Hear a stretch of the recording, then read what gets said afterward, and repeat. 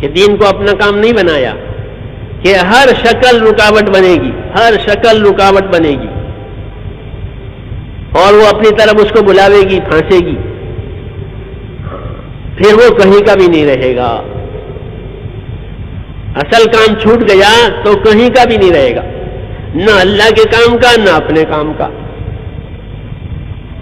دونوں باتوں سے آدمی جاتا ہے، کیونکہ اس کو بڑے کام کے لیے بنایا ہے، وہ بڑے کام سے اس نے اپنی راہ ہی بدل لی ہے، تو اب جس راستے پر جائے گا میرے دوستو وہ کہیں کا بھی نہیں رہے گا، اور دنیا والے اس کو کہیں کا بھی نہیں رہنے دیں گے، ہاں کہیں کا بھی نہیں رہنے دیں گے اس کو، کیونکہ اپنے اصل کام پر نہیں ہے، اصل ذمہ داری پر نہیں ہے، دوسرے راستے پر ہے، تو اس کی ہمدردی کریں گے وہ بھی غلط کریں گے، ہاں ہمدردی جو کریں گے نا وہ بھی غلط کریں گے۔ ہم لوگ جب مدرسہ میں پڑھتے تھے عربی کی ابتدائی کتابیں عربی ادب سیکھنے کے لیے، تو اس میں چھوٹے چھوٹے قصے آتے ہیں، تو اس میں ایک قصہ تھا، یہ اس پہ کہہ رہا ہوں کہیں کا بھی نہیں رہے گا، جس کام کے لیے بنایا گیا، جس کام کے لیے اس کو مقرر کیا، جب وہ اس کا نہیں پھر کہیں کا بھی نہیں، تو اس میں قصہ لکھا تھا، یہ سمجھنے کے لیے کہہ رہا ہوں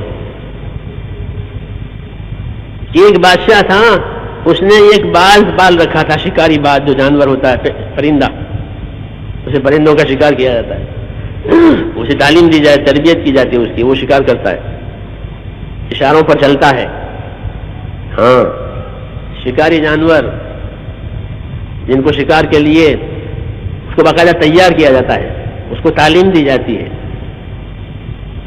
وہ شکار کرتا ہے اپنے مالک کے لیے۔ شریعت نے بھی اس کے شکار کو حلال بنایا، مگر اس کی شرطیں رکھی ہے جو کتابوں میں لکھی ہوئی ہے کہ اتنی شرطیں اس جانور میں پائی جاوے تو وہ اس کا شکار حلال ہے، مر جاوے تو بھی۔ اور وجہ اس کی یہی لکھی ہے کہ یہ شکار اپنی خواہش کے لیے نہیں کر رہا ہے، اپنے مالک کے لیے کر رہا ہے۔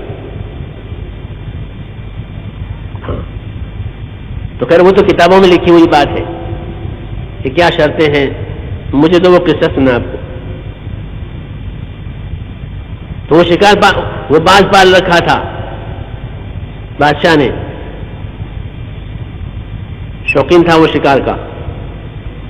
ایک مرتبہ وہ باز کہیں اڑ گیا محل میں سے، اور اڑ کر کے ایک بڑھیا تھی اس کی چھپریا بجا کے بیٹھ گیا۔ وہ باہر نکلی بڑی بھی، دیکھا کہ ایک جانور بیٹھا ہوا ہے، چونکہ وہ مانوس تھا انسانوں سے، وہ اڑنے والا تو تھا نہیں دیکھ کر کے، تو وہ مانوس نے وہ پکڑ لیا اس کو بڑی بی نے۔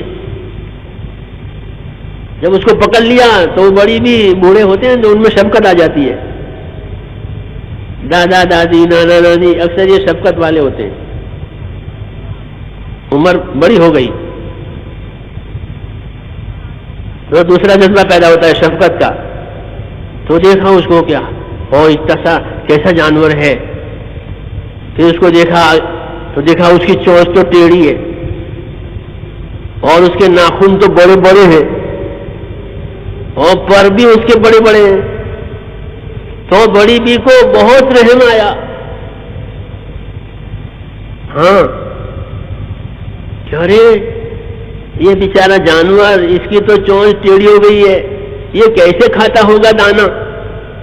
وہ کبوتر کی چونچ سیدھی دانا چگنے کے لیے، اس کی چونچ ٹیڑھی گوشت نوچنے کے لیے، تو اللہ کی تخلیق ہے، اس بڑی بی کو نہیں معلوم ہے کہ اس کی تو چونچ ٹیڑھی ہو گئی ہے، او ہو اس کے ناخن کتنے لمبے ہو گئے کہ اپنے بچوں کے ناخن کاٹے، اور اس کے پر کتنے بڑے بڑے ہو گئے، بال کتنے بڑے بڑے ہو گئے، تو گھر میں لے گئی اور چونچ بھی کاٹ دی اور اس کے پنجے جو تھے شکار کر دبوچنے کے وہ بھی کاٹ دیے، اور اڑنے کے جو پر تیزی سے اڑتا تھا کبوتر کے پیچھے وہ پر بھی کاٹ دیے۔ سمجھ بات آ رہی ہے؟ اب ادھر تلاش ہو رہی ہے بادشاہ کے یہاں کہ باز کہاں چلا گیا، بہت قیمتی ہے.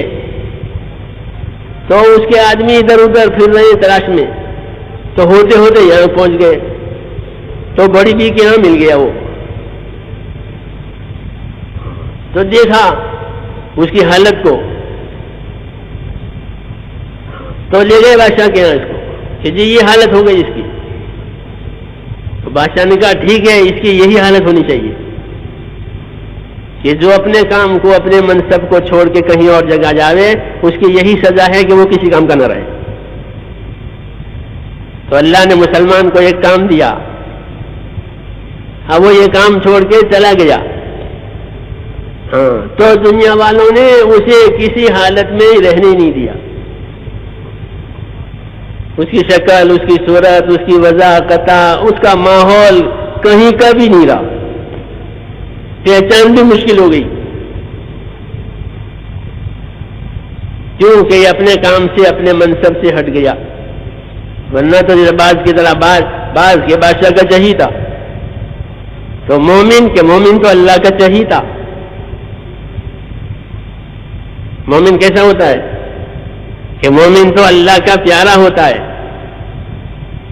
جی ہاں، کیوں کہ وہ اللہ کے حکموں کا پابند ہے،